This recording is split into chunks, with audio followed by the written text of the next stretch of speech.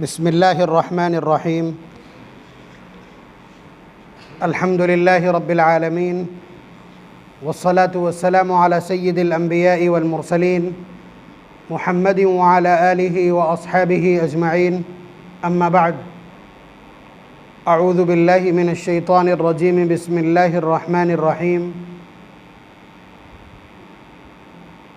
وَلِكُلِّ أُمَّةٍ جَعَلْنَا مَنْسَكًا لِيَذْكُرُوا اسْمَ اللَّهِ عَلَى مَا رَزَقَهُم مِّن بَهِيمَةِ الْأَنْعَامِ. وقال تعالى: إِنَّا أَعْطَيْنَاكَ الْكَوْثَرَ فَصَلِّ لِرَبِّكَ وَانْحَرْ إِنَّ شَانِئَكَ هُوَ الْأَبْتَرُ. وقال النبي صلى الله عليه وسلم حين سئل عنه: ما هي الأضاحي يا رسول الله؟ قال: سنة أبيكم إبراهيم، او کما قال علیہ الصلاۃ والسلام. ذی قعدہ کا مہینہ نصف ہو چکا ہے. اگلا مہینہ ذی الحج کا ہے، یعنی حج والا مہینہ.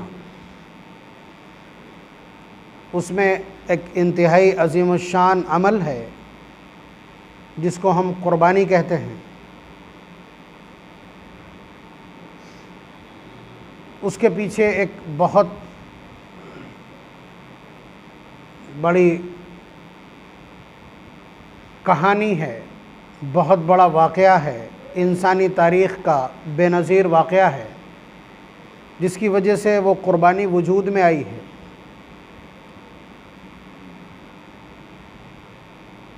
اس ایک عمل کو سمجھنے سے بندگی کا اندازہ لگ جائے گا بندگی کس کو کہتے ہیں.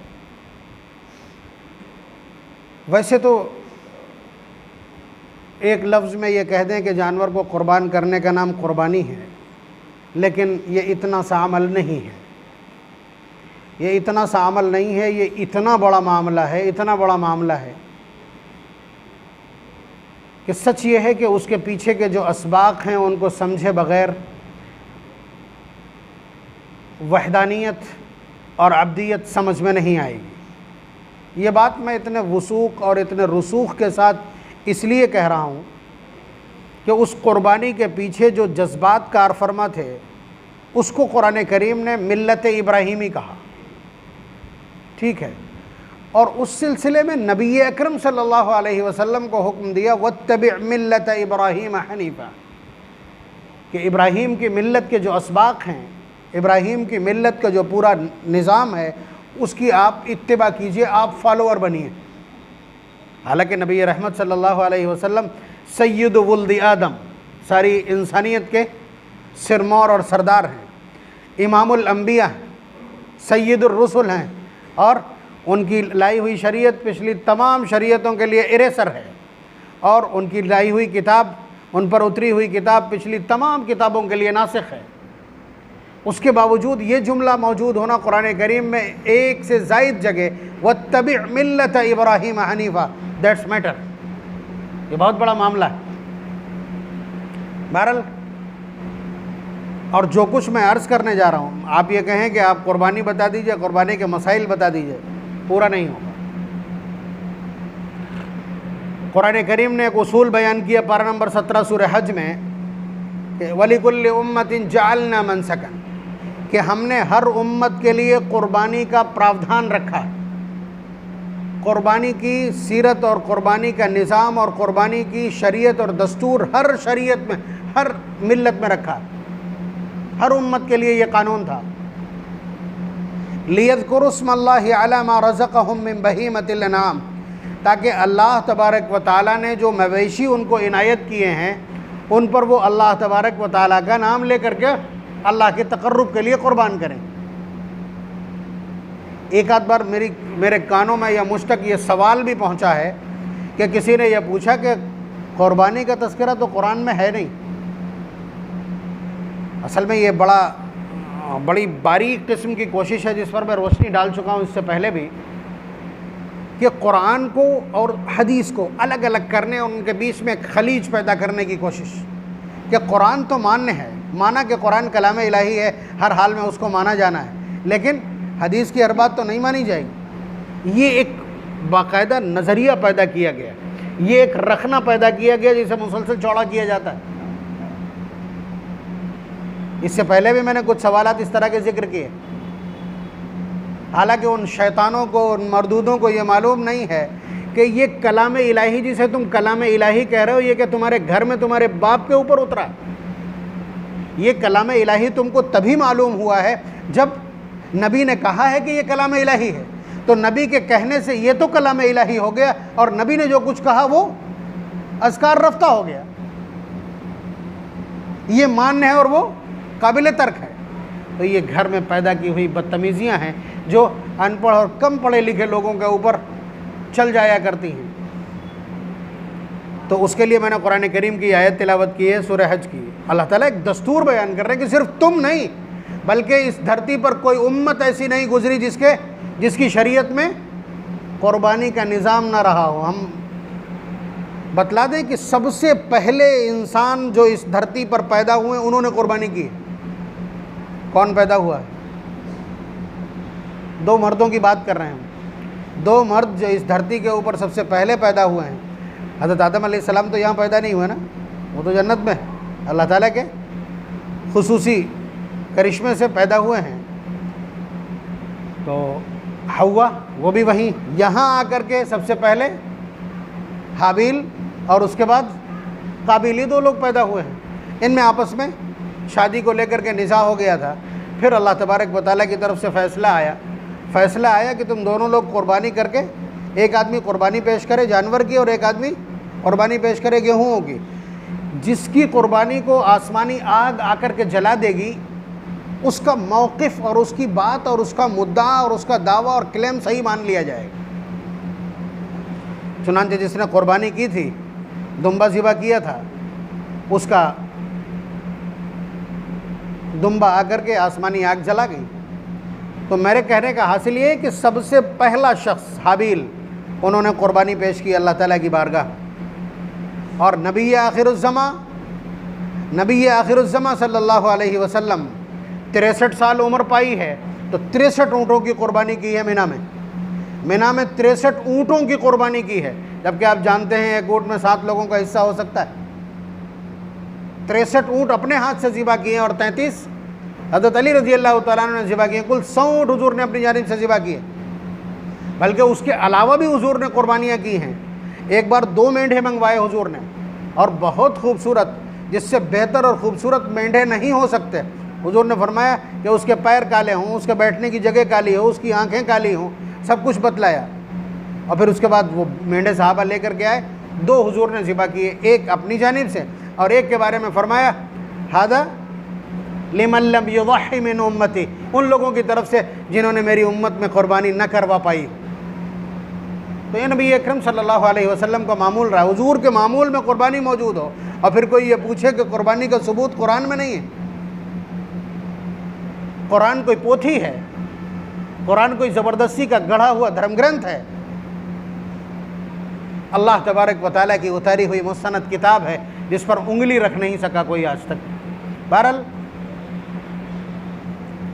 تو قرآن کریم میں اس کا تذکرہ موجود ہے۔ اور آگے جائیے، ابھی انا اعطیناک الکوثر جو سب کو یاد ہوتی، سب سے چھوٹی ہے، اس لیے سب سے جلدی یہی یاد کر لیتے ہیں۔ حضور نے فرمایا انا اعطیناک الکوثر، ہم نے تمہیں بہت سارا خیر عنایت کیا، اور اگر اس سے حوض کوثر مراد ہو تو وہ بھی ہو سکتا ہے کہ ہم نے تم کو حوض کوثر عنایت کیا۔ اب جب اتنی بڑی عنایت ہماری طرف سے، وہ کسی ٹائم اس کی وضاحت کر دیں گے تو پتہ چلے گا کتنی بڑی عنایت ہے۔ تو اللہ تعالیٰ فرمایا فصلی لربک، اب اس کے صلے میں، اس کے شکرانے میں تمہیں چاہیے کہ تم اپنے پروردگار کے لیے کیا کرو؟ نماز پڑھو، وانحر، اور قربانی کرو۔ اب بتائیے قرآن کریم میں قربانی کا حکم نہیں ہے؟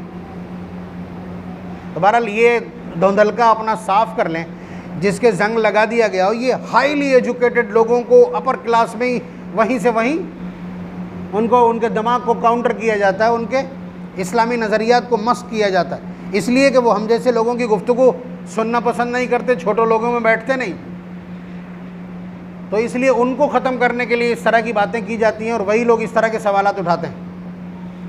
اس کو یہاں پہ چھوڑ دیں۔ اب آپ اگر یہ جاننا چاہیں کہ قربانی کیا ہے، تو آپ یہ سمجھ لیجئے کہ اس دھرتی کے اوپر کوئی سوال اسلامیات کے سندرب میں، اسلامیات کے تعلق سے، اسلامیات کے پس منظر میں آپ کو ایسا سوال نہیں کر سکتے جو صحابہ حضور سے نہ کر چکے ہوں۔ صحابہ کا سوال پہلے سے موجود ہے. صحابہ نے حضور سے پوچھ لیا ما ہی الاضاحی یا رسول اللہ. اگر منطق اور فلسفے کی بات کریں تو سوال کی یہ والی نوعیت، عربی میں سوال کا جو یہ لفظ ہے یہ کسی چیز کی حقیقت کو، کسی چیز کی حقیقت کو جاننے کے لیے کیا جاتا ہے. ما ہوا یا ماہیہ سے جو سوال ہوتا ہے یہ کسی چیز کی ماہیت اور حقیقت جاننے کے لیے. تو حضور سے صحابہ کا سوال کیا ہے؟ ما ہی الاضاحی یا رسول اللہ. جس قربانی کا آپ تذکرہ کر رہے ہیں، جس کا اہتمام آپ خود اتنا کر رہے ہیں، آپ یہ بتلائیے اس کی حقیقت کیا ہے؟ جواب دیکھیے. اب جواب تو اس طرح کا ہونا چاہیے تھا کہ یہ تقرب کا ذریعہ ہے، اللہ تعالیٰ اس کو بہت پسند کرتے ہیں، اللہ تعالیٰ کو یہ عمل بہت پسند ہے اور تمہارے اعمال میں پسندیدہ ہے، تمہارے اموال کی زنگ دور ہو جائے گی اور یہ ہو جائے گا. وہ کچھ نہیں، ایک الگ طریقہ، اس لیے کہ سوال عرب کی دھرتی پر ہو رہا ہے تو جواب بھی اتنا خوبصورت ہے. فرمایا سنت ابیکم ابراہیم، یہ تمہارے باپ حضرت ابراہیم علیہ السلام کی سنت ہے. آپ کی منشا کے مطابق جواب نہیں ہے، لیکن جواب ایسا ہے جو بہت سارے راستے کھول گیا. نمبر 1، حضرت ابراہیم علیہ السلام اتنی بڑی ہستی ہیں کہ اس دھرتی کے اوپر کوئی قوم اور کوئی امت ایسی نہیں ہے جو ان کو جانتی نہ ہو، اور کوئی امت ایسی نہیں ہے جو انہیں اپنے پالے میں گھسیٹنے کی کوشش نہ کرتی ہو. آپ سمجھ رہے ہیں؟ اس لیے کہ ابراہیم کا ترجمہ ہے قوموں کا باپ. حضرت ابراہیم علیہ السلام اتنا مرکزی کردار ہیں اور اتنی مرکزی کڑی ہیں سلسلہ نبوت کی کہ ان کے اکیلے کی اولاد میں 1,00,000 اپروکس انبیاء، ان کی اولاد میں، ان کے 2 بیٹوں کی اولاد میں، حضرت اسحاق، حضرت اسماعیل علیہ السلام کی اولاد میں تقریباً 1,00,000 انبیاء پیدا ہوں. تو ظاہر سی بات ہے جتنی بھی قومیں اور ملتیں ہیں بات کی وہ سب، اس لیے ابراہیم کہا جاتا ہے. ہم ابراہیم کہتے ہیں، تورات میں ابراہم کہا جاتا ہے. تو ہر ایک کے ہاں آپ دیکھیں برہما، اتنی عظیم شخصیت کہ یہ بھی برہما کہہ کر کے حضرت ابراہیم علیہ السلام کو کیپچر کرنے اور ان کو معبود ثابت کرنے کی کوشش میں. قرآن کریم نے اس نظریے کو اپریشیٹ کیا ہے اور پنچایت کی ہے، فیصلہ کیا ہے.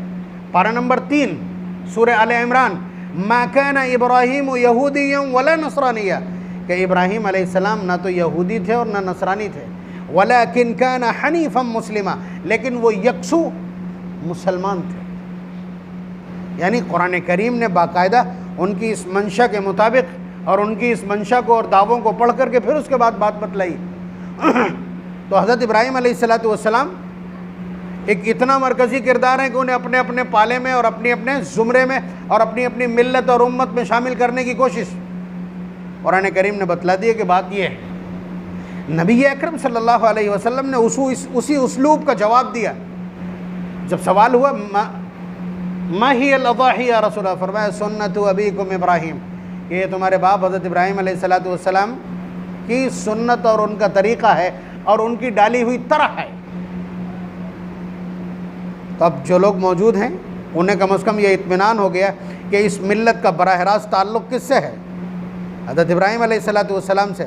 یہ انہیں معلوم ہو گیا، اور انہیں یہ بھی معلوم ہو گیا کہ حضرت ابراہیم علیہ السلام نسبتاً اس ملت سے، اس امت سے، اس نبی سے، اس شریعت سے تعلق رکھتے ہیں. یہ کلیئر ہو گیا. اس ٹائم کا بہت بڑا مسئلہ تھا، یہودیوں نے تومار بنا رکھا تھا اس کے اوپر. اب یہ اتنا باریک مسئلہ ہے کہ آپ کی خدمت میں عرض کرنے سے بہت زیادہ شاید نفع نہ ہو. تو یہ بہت بڑا مسئلہ تھا اس وقت. اس کے علاوہ جو لوگ حضرت ابراہیم علیہ السلام کے بارے میں ناواقف، جو اجمی لوگ ہیں، جو حضرت ابراہیم علیہ السلام کو نہیں جانتے یا جن کے پاس آسمانی صحائف موجود نہیں ہیں، آسمانی کلچر جن کے پاس موجود نہیں ہے، تو ظاہر سی بات ہے اب ان کے لیے ایک بڑا سوال قائم ہو گیا کہ وہ جانیں ابراہیم علیہ السلام کون ہیں کہ ان کا ایک عمل اس شریعت کا حصہ بنایا گیا. بات آپ سمجھ رہے ہیں؟ یہ شریعت جو پچھلی ساری امتوں کے لیے ناسخ ہے، اس پر عمل کرنے والا ہی نجات یافتہ کہلائے گا. اس وقت حضرت موسیٰ علیہ السلام کی اتباع کرنے والا، حضرت عیسیٰ علیہ السلام کی اتباع کرنے والا، کسی اور نبی کی اتباع کرنے والا جنت میں نہیں جا سکتا، ہدایت یافتہ نہیں کہلائے گا۔ بات سمجھ رہے ہیں آپ؟ نبی کے آ جانے کے بعد، ان کی شریعت کے آ جانے کے بعد باقی ساری شریعتیں منسوخ۔ تو اب یہ ایک سوال کوندھے گا کسی بھی پڑھے لکھے شخص کے لیے کہ آخر ابراہیم کون ہے کہ جن کے عمل کو اس شریعت میں اپریشیٹ کیا گیا ہے، جہاں قرآن موجود ہے، محمد الرسول اللہ کی ہستی موجود ہے، اور جس کا پورا فنڈامنٹل اور جس کا لا اور جس کا آئین اور جس کے مندرجات قیامت تک کے لیے حرف آخر ہیں، جس پر الیوم اکملت لکم دینکم کی مہر ہے۔ تو حضرت ابراہیم علیہ السلام کو پڑھنا شروع کرے گا، کہاں پڑھنا چاہے گا؟ حضرت ابراہیم علیہ السلام کو کہاں پر پڑھنا چاہے گا؟ اگر تورات پر یقین رکھتا ہے تو تورات میں بکھری ہوئی داستان حضرت ابراہیم علیہ السلام کی، اور اگر وہ انجیل اور بائبل کو پڑھنا چاہتا ہے تو وہاں بھی حضرت ابراہیم علیہ السلام ایک سرمور اور قائد کی حیثیت سے موجود ہے۔ اور اگر قرآن کریم کی طرف آئے گا تو پھر میرا اپنا اوپینین یہ ہے کہ قرآن کریم نے کسی کے کردار اور کسی کی قربانیوں کی اس طرح تعریف نہیں کی ہے۔ تمام انبیاء کی سپاس اور تعریف اور منقبت ایک طرف، حضرت ابراہیم علیہ السلام کی جو تعریف قرآن کریم نے کی ہے وہ تنہا ایک طرف۔ یہ میرا اپنا اوپینین قرآن کریم کا ایک طالب علم ہونے کی حیثیت سے۔ آپ تعریف کا انداز دیکھنا چاہیں، پارہ نمبر 1 اللہ تعالیٰ فرما رہے ہیں وَإِذِ ابْتَلَى إِبْرَاهِيمَ رَبُّهُ بِكَلِمَاتٍ فَأَتَمَّهُنَّ، کہ یاد کیجئے ان واقعات کو، یاد کیجئے ان حادثات کو، یاد کیجئے ان مصائب اور مشکلات کو کہ جن کے ذریعے میں نے ابراہیم کو آزمایا تھا۔ ابراہیم کے رب نے ابراہیم کو جن معاملات اور جن امور میں آزمایا تھا انہیں ذرا یاد کر کے دیکھیے۔ وَإِذِ ابْتَلَى إِبْرَاهِيمَ رَبُّهُ بِكَلِمَاتٍ فَأَتَمَّهُنَّ، اللہ تعالیٰ پھر خود جواب دیتے فَأَتَمَّهُنَّ، وہ ان سارے امتحانات اور مشکلات میں اور آزمائشوں میں کھرا اترا ہے، فل مارکس کے ساتھ اس نے یہ پورے ایگزامینیشن پاس آؤٹ کیے۔ آپ دیکھ رہے ہیں یہ ایک تعریف کا سلیقہ۔ اس کے بعد آگے بتلا رہے ہیں کہ ابراہیم نے اور اسماعیل نے مل کر کے وَإِذْ يَرْفَعُ إِبْرَاهِيمُ الْقَوَاعِدَ مِنَ الْبَيْتِ وَإِسْمَاعِيلُ، کہ اس کی بنیادوں کو اونچا کیا اور تعمیر ابراہیم اور اسماعیل نے کیا۔ اس کے بعد دیکھیں آپ حضرت ابراہیم علیہ السلام کی جرأت کو بیان کرتے ہیں وَإِذْ قَالَ إِبْرَاهِيمُ لِأَبِيهِ آزَرَ أَتَتَّخِذُ أَصْنَامًا آلِهَةً، کہ حضرت ابراہیم علیہ السلام نے اپنے باپ سے آنکھوں میں آنکھ ڈال کر کے کہا کہ ابا یہ اپنے ہاتھوں سے بنائے ہوئے آپ بت پوج لیتے ہیں، مجھے تو یہ گمراہی آپ کی اور آپ کی قوم کی گمراہی لگتی۔ اس کے علاوہ قرآن کریم نے آگے 2 آیات کے بعد تعریف کی انی وجہت وجہی للہ، کہ انہوں نے اللہ تبارک و تعالیٰ کے سامنے کس طرح سے سمرپن کیا ہے اور کس طرح اپنے آپ کو پیش کیا کہ میں سارے جہان سے کٹ کر کے صرف آپ کی طرف متوجہ ہوتا ہوں۔ انی وجہت وجہی للذی، جسے اللہ تبارک و تعالیٰ نے ٹریڈ مارک بنا دیا ہے قربانی کا، کہ قربانی کرنے سے پہلے آپ کو اپنے نظریات ریسیٹ کرنے کے لیے حضرت ابراہیم علیہ السلام کے ان کلمات کو دہرانا پڑے گا۔ انی وجہت وجہی للذی فطر السماوات والارض حنیفا وما انا من المشرکین۔ اس کے علاوہ تعریف کا یہ جملہ دیکھیے بہت بھاری، اللہ تعالیٰ فرما رہے ان ابراہیم کان امہ، کہ ابراہیم تو اکیلا ایک امت کے برابر ہے، اکیلا ایک امت ہے۔ ایک امت مل کر کے جتنا کردار اور جتنے مشکلات اور جتنے مصائب سے گزرتی ہے اور اللہ کے لیے جتنی قربانیاں پیش کرتی ہے، اکیلا ہے جس نے اتنی قربانیاں پیش کی۔ اس کے علاوہ قرآن آگے چل کے کہتا ہے وَاذْكُرْ فِي الْكِتَابِ ابراہیم، اس کتاب کی تلاوت کے دوران ابراہیم کا تذکرہ ضرور کرنا، حضور کو مخاطب کر کے۔ آگے پارہ نمبر 19 سورہ شعراء میں کہتا ہے قرآن وَاتْلُ عَلَيْهِمْ نَبَأَ ابراہیم، ابراہیم کے واقعات بھول نہ جانا، ان کی تلاوت ضرور کرنا۔ انبیاء میں سے کسی کے سلسلے میں اتنی تاکید حضور کو نہیں دی گئی کہ ان کے کردار کی اتنی وضاحت کرنا۔ اس کے علاوہ اسوہ حسنہ قرآن کریم نے صرف حضور کو قرار دیا ہے، لَقَدْ كَانَ لَكُمْ فِي رَسُولِ اللَّهِ أُسْوَةٌ حَسَنَةٌ، اور دوسری شخصیت جسے آئیکن پرسنالٹی بنایا قرآن کریم نے وہ حضرت ابراہیم علیہ السلام کی ذات ہے۔ پارہ نمبر 28 سورہ ممتحنہ کی آیت قَدْ كَانَتْ لَكُمْ أُسْوَةٌ حَسَنَةٌ فِي إِبْرَاهِيمَ وَالَّذِينَ مَعَهُ۔ اب آپ دیکھنا چاہیں گے کہ حضرت ابراہیم علیہ السلام کون ہیں۔ اگر یہ تعارف چاہیے ہے تو آپ چاہے تورات کی طرف جائیں، چاہے زبور کی طرف جائیں، چاہے انجیل کی طرف جائیں، اور چاہے قرآن کریم کی طرف آئیں، بڑا زبردست کردار. تو یہ اس ذات کا عمل ہے، اس ذات کا. یعنی حضرت ابراہیم علیہ السلام نے ایک کے بعد ایک جس طرح سے درجات نہیں پاس کرتا ہے بچہ کہ KG1، پھر ٹھیک ہے، پھر فرسٹ، پھر سیکنڈ، پھر اس کے بعد چلتے چلتے چلتے چلتے آخر میں PhD بھی کرنا پڑتی ہے اس کو، پھر اسپیشلائزیشن ہوتا ہے اس کا. یہی حضرت ابراہیم علیہ السلام کی قربانیوں کا حال ہے کہ آخری قربانی اکلوتے بیٹے پر جو اللہ نے بڑھاپے پہ عنایت کیا تھا، 93، 96، 98 یا 103 سال کی عمر میں، مختلف روایات ہیں، اللہ نے عنایت کیا تھا، اکلوتا بیٹا، اس کو اپنے ہاتھوں ذبح کرنے کی جو ادبھت کوشش کی ہے. انسانیت ناز کرتی ہے اس قربانی پر، اور اللہ تبارک و تعالیٰ کی محبت اتنی قیمتی ہو سکتی ہے، اس کے لیے وہ اکلوتی مثال ہے انسانی تاریخ کی. ابدیت ناز کرتی ہے، انسانیت ناز کرتی ہے، آدمیت ناز کرتی ہے اس عمل پر. اللہ تبارک و تعالیٰ کو اتنا پسند ہے وہ عمل کہ یہ امت جو سب سے زیادہ پسندیدہ ہے، جسے اللہ تبارک و تعالیٰ کو ٹاپ آف دا لسٹ رکھنا ہے، اور 120 صفوں میں سے 80 صفحے اس امت کی ہونی، ان کو یہ عمل عنایت کر دیا، اجر وہی والا رکھا. ابھی آگے جب وضاحتیں آئیں گی تو آپ کو اندازہ لگے گا. اس سے پہلے ہم وضاحت کرتے رہے ہیں، لیکن طبیعتوں کو قربانی کے لیے آمادہ کرنے کے لیے ان چیزوں کو دہرانا ضروری ہے. اور آیات تو آپ نے سن لی ہے نا کہ نبی کو حکم دیا کہ ابراہیم علیہ السلام کے واقعات امت کے سامنے ضرور بیان کرنا. وَاذْكُرْ فِي الْكِتَابِ إِبْرَاهِيمَ وَاتْلُ عَلَيْهِمْ نَبَأَ إِبْرَاهِيمَ. آپ سمجھ رہے ہیں، جب حضور کو حکم ہے تو حضور کی وراثت کا جو لوگ دعویٰ کرتے ہیں ان کی بھی ڈیوٹی ہے کہ حضرت ابراہیم علیہ السلام کی سیرت کو پوری وضاحت اور پوری دیانت کے ساتھ بیان کیا جائے. اس لیے کہ حضرت ابراہیم علیہ السلام جیسے کرداروں کی ضرورت پڑے گی اس امت کو. اللہ تعالیٰ کو معلوم تھا کہ نہیں بت پرستوں سے اور بت پرستی سے سابقہ پڑے گا، اس لیے ان کے پاس جذبہ ابراہیمی چاہیے، انہیں عزم و استقامت ابراہیمی چاہیے، بالخصوص ہندوستان کے لوگوں کے لیے. تو حضرت ابراہیم علیہ السلام کی جو شخصیت ہے وہ زبردست قسم کا نمونہ ہے. بہرحال حضور سے جب یہ سوال کیا گیا سنت ابیکم کہ ما ہی الاضاحی یا رسول اللہ، کہ یہ قربانی کیا ہے، تو آپ نے جواب کیا دیا؟ سنت ابیکم ابراہیم، یہ تمہارے باپ حضرت ابراہیم علیہ السلام کی سنت. اب حضرت ابراہیم علیہ السلام کو جاننا لازم ہو گیا، جاننا لازم ہو گیا. اور جاننے کے لیے قرآن کریم کی طرف آئیں گے تو یہ صورتحال ہے. اب اس کی وضاحت رہ گئی، اس کی وضاحت مختصراً جتنی میرے علم کے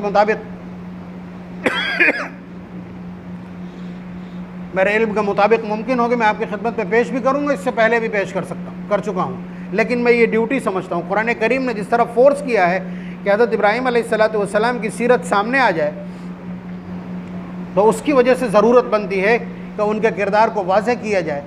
اور اس پورے کردار میں حضرت ابراہیم علیہ السلام کی قربانی میں، حضرت ابراہیم علیہ السلام کی بھاگ دوڑ اور آزمائش میں، ان کے اس پوری پریکشا اور ایگزامینیشن میں صرف ایک نقطہ ہے جس پر پورا سنیریو جس کے پس منظر میں آ جائے گا، اور جس پر وہ پوری جو داستان کیندرت ہے وہ وہی ہے، مین اسکرپٹ وہی ہے. وہ کیا ہے؟ وہی ناز ہے حضرت ابراہیم علیہ السلام کا کہ اللہ تبارک و تعالیٰ سے تعلق کتنا قیمتی ہے، کتنا قیمتی ہے. اتنا قیمتی ہے کہ اس کے مقابل کسی تعلق اور کسی رشتے کو نہیں رکھا جا سکتا. اللہ تبارک و تعالیٰ کے رشتے کو باقی اور قائم رکھنے کے لیے اس کائنات کا کوئی بھی رشتہ چھوڑا اور توڑا جا سکتا ہے، اس کائنات کے کسی بھی رشتے سے منہ موڑا جا سکتا ہے. اللہ تبارک و تعالیٰ کے رشتے کی قیمت وہ ہے. اس کائنات کی عزیز سے عزیز تر چیز، قیمتی سے قیمتی چیز اللہ تبارک و تعالیٰ کے تعلق کو قائم رکھنے کے لیے قربان کی جا سکتی ہے، فدا کی جا سکتی. یہ مین پوائنٹ ہے. اور اسی نے حضرت ابراہیم علیہ السلام کو اتنے بلند مقام پر پہنچایا ہے. آپ لوگ عربی جانتے ہوتے یا عربی کے اس لفظ کی وضاحت جانتے ہوتے تو آپ کو اندازہ لگتا کہ اللہ نے فرمایا وَاتَّخَذَ اللَّهُ إِبْرَاهِيمَ خَلِيلًا، کہ ہم نے ابراہیم کو اپنا جگری بنا لیا. یہ میری مجبوری ہے، ورنہ خلیل کا ترجمہ کوئی دوسری زبان نہیں کر سکتی. ہر شخص کی زندگی میں ایک دوست ہوتا ہے جو بے پناہ رازدار ہوتا ہے، اس کے مقابل کوئی دوسرا دوست نہیں پہنچ سکتا، دوسرا ویسا نہیں ہو سکتا. اللہ تبارک و تعالیٰ نے وہ والا جو مقام ہے وہ حضرت ابراہیم علیہ السلام کو عنایت کر دیا. فرمایا وَاتَّخَذَ اللَّهُ إِبْرَاهِيمَ خَلِيلًا، اللہ نے ابراہیم کو اپنا خلیل بنایا.